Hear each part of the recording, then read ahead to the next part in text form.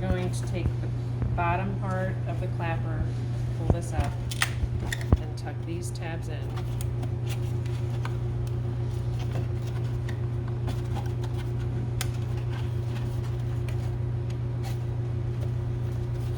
And then you'll take the top part, do the same thing.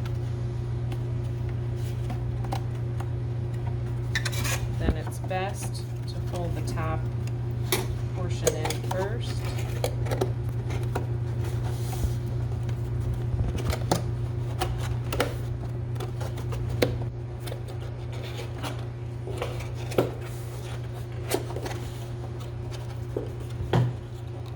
Flip it over and do the same for the bottom.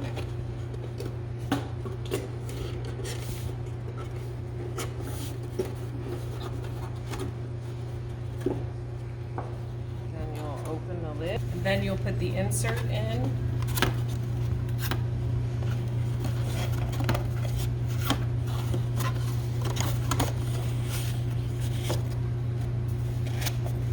Make sure everything is tucked into place.